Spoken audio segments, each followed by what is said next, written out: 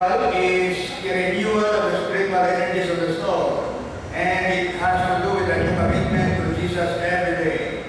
Revival leads us to a deeper experience in prayer and a more diligent study of God's Word and a life of service and witness. And we learned yesterday afternoon that the key to revival is answer. The revival needs to be expected only in answer to prayer. If there is no prayer, there is no revival. The key to revival and reformation, that is prayer, individual prayer, corporate prayer, especially prayers in our family.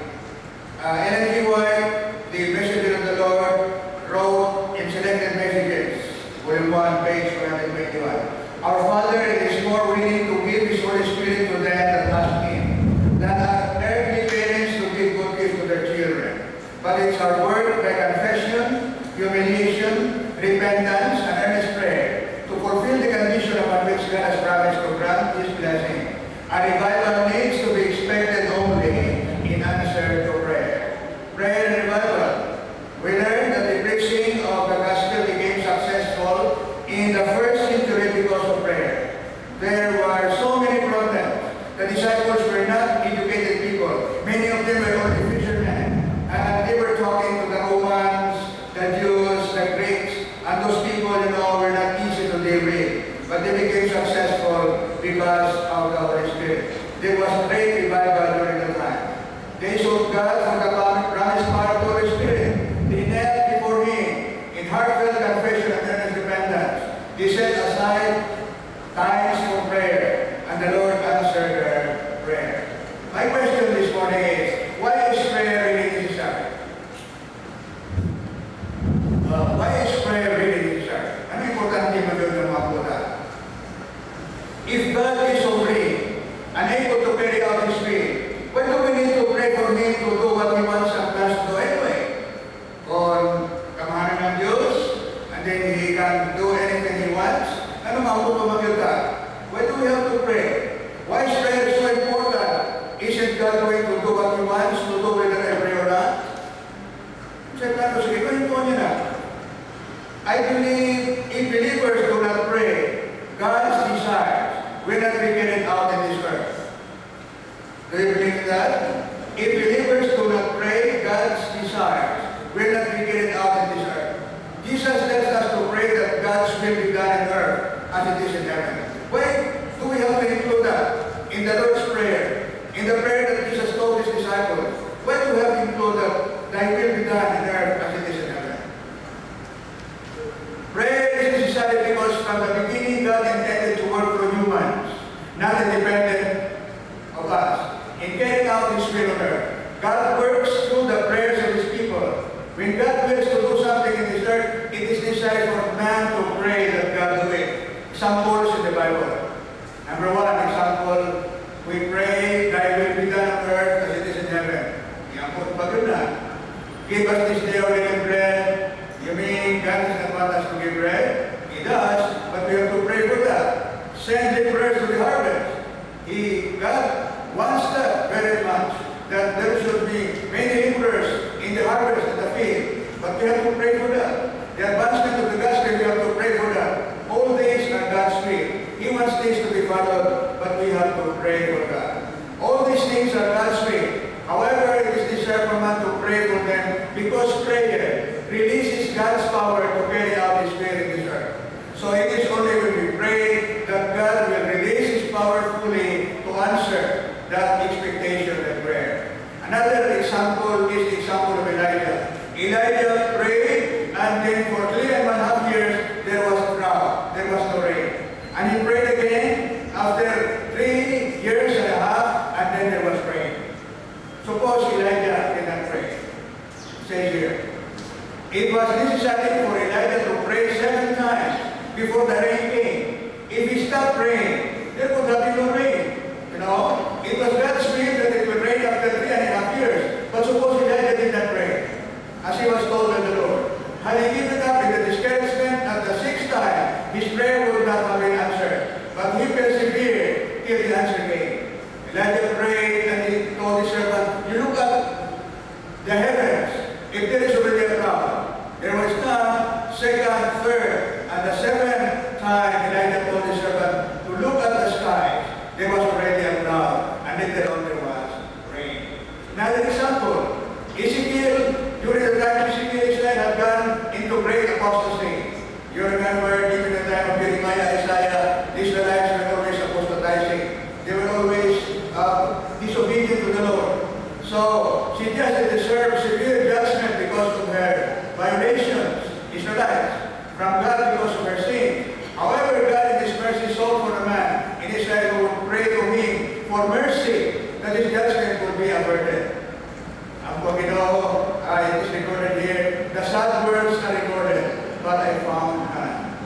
As a result, that no one was found who was willing to pray to God for his judgments to be withheld. God says, therefore have I poured out my indignation upon them. If there was only one person that really intervened and interceded for Israel, Israel would have been saved during the time, but there was none. And so Israel was punished during the time, because there was not anyone who wanted to pray for Israel during the time. So, Satan's fear. That is why Satan is more afraid of the praying Christian than the active working Christian. Sometimes we do not have time to pray anymore because we are very busy. We do this, we do that, then we do not have time to pray. But prayer is more important. That is why Satan will go in his power to keep us from becoming spirit-filled, spirit-directed intercessors or prayer Christians for God. Satan does not like us to be prayerful. He wants us just to go with our work without praying. There is a mighty power in prayer. Our adversary is constantly seeking to keep the troubled soul away from God. An appeal to heaven by the humble saying is more to be dreaded by Satan than the decrease of cabinets or the mandates of kings. When we kneel with our Bibles open, Satan is afraid to see us. He is afraid to come near us because we are controlled by the Holy Spirit. Persistent prayer is often required in releasing God's power in this earth. When God desires to do something, He moves upon the heart of His children to pray for it. However, we are always free to refuse to yield to His call to prayer. God is calling us to pray. But if we refuse to pray, He does not force us to pray. But prayer is very important. Then yesterday we discussed that there is a great controversy between Christ and Satan. When Satan tempted the first parents, he claimed this planet. That's why sometimes Satan is referred to as the prince of this world. He's controlling this world. And because there is that principle that God respects our choices. God never violates our power of choice. Neither can Satan. Their power is limited by a power of choice. When we pray, God respects our prayer, increasing God's power. When we love prayer, we limit the power of God. So the more we pray, the more the power of God is in us. That is the principle that we should never forget. That happened in the story of Daniel. Remember Daniel? God answered his prayer. The angel told him, you are greatly beloved, Daniel. When you started praying, the Lord told me to come and answer your prayer. To fly from heaven coming this way. Because you are greatly beloved. Beloved, it is not only Daniel who is greatly beloved of God. It's all of us. We are all greatly beloved of God. And He is willing to answer our prayer. Ministering angels are waiting around the throne of God. As I kneel in prayer for a wayward loved one, the waiting angel will say to God, can I go and touch this man or this woman? We are praying for our loved one. Many of them have not yet accepted Jesus Christ as their personal Savior. We have been praying for them for years. But God is there. He knows what is best. And He can influence that loved one of ours by an angel. That is my concern today, because I have loved ones who have gone astray and have not followed the Lord anymore. But the Lord can say, go and touch him or her, or he or she may recognize the folly of her actions. Let her come back to God.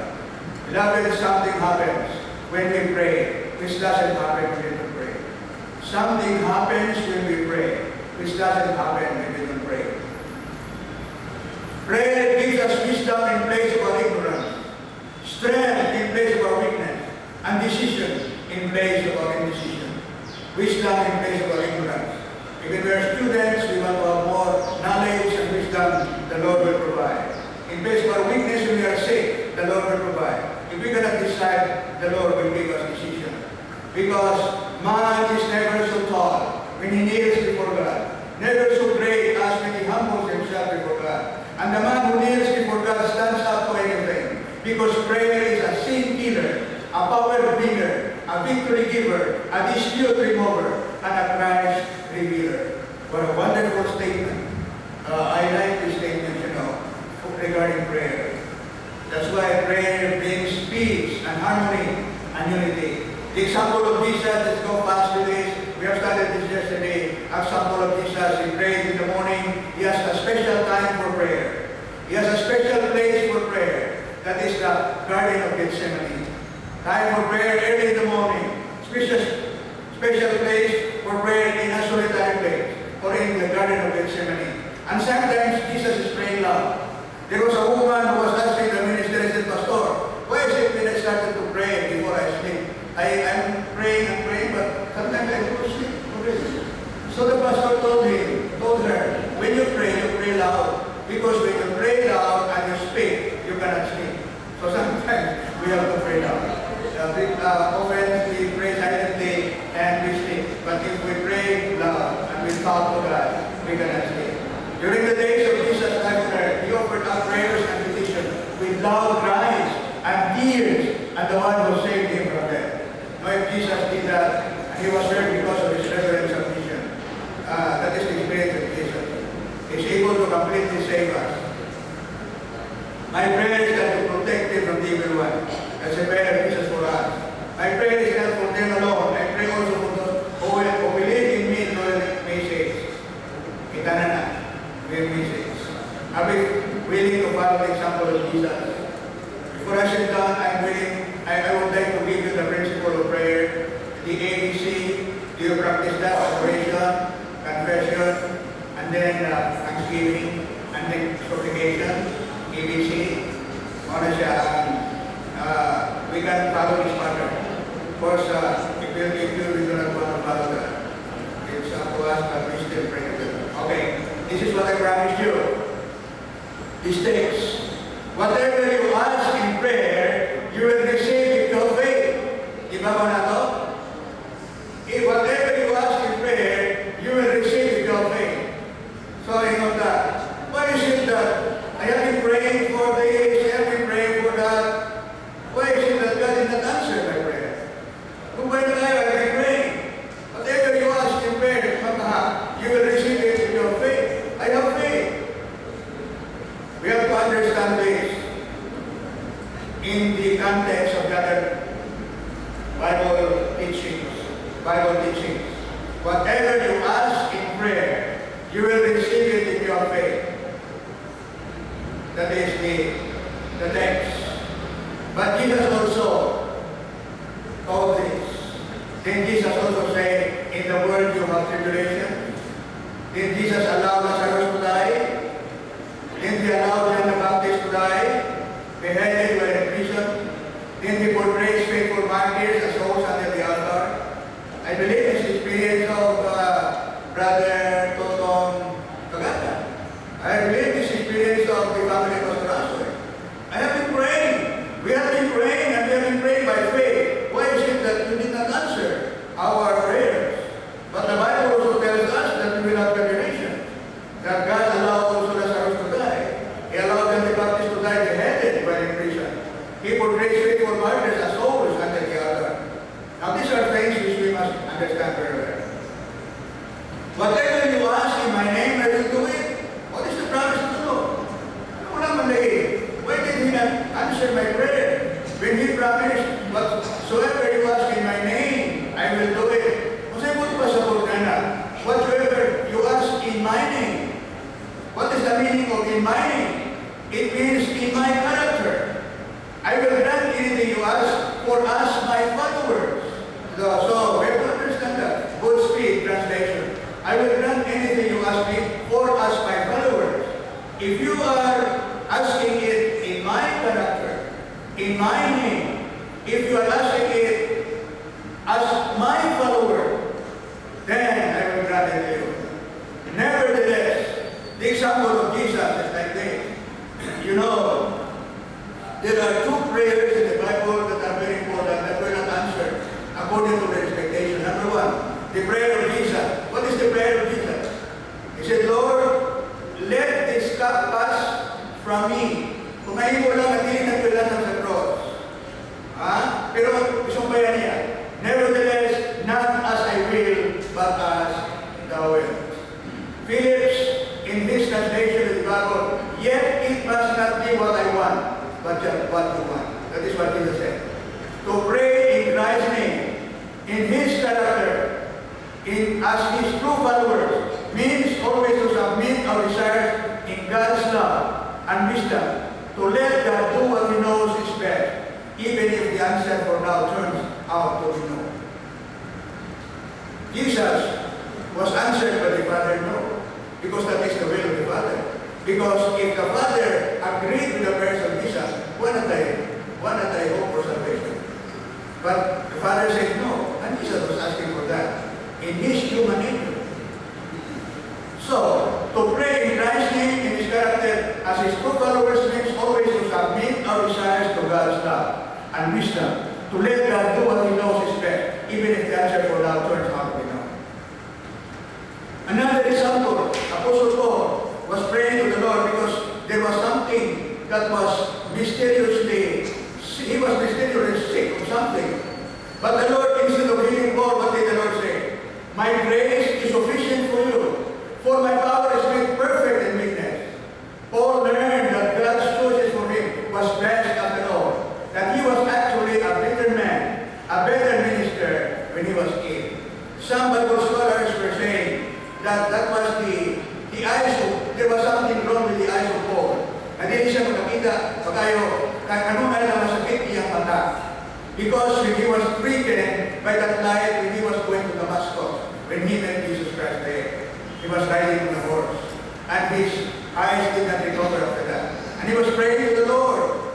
3 times he was praying to the Lord very sincerely. But the Lord did not answer his prayer. And he learned that God's choice was best for him. To his surprise, he discovered that he prayed more, depended more on God, trusted him more fully. And so he said, I will do all the more gladly boast of my weaknesses, that the power of Christ may rest upon me. For the sake of Christ, then I am content with weaknesses, insults, hardships, persecutions, calamities. For I am weak, I am what? I am made strong. So, mara niya kung hindi mo na po nagkaroon na I am also sick, I cannot walk very well, and I am praying to the Lord, but maybe the Lord wants me to depend upon Him. Heaven's door, beloved, only seems double-bolted, says God. I have set before you an open door. He really does hear our prayers. He answers them too in ways that are best for us. Tingali ang atong prayers, tubay na natong pangayos ito, He did not answer it according to our expectation. But there is an answer to that, and that answer is the best for us. And the final answer of the Lord is when He comes. Beloved, let us trust Him. He has the best answers to our prayers. This is my hope.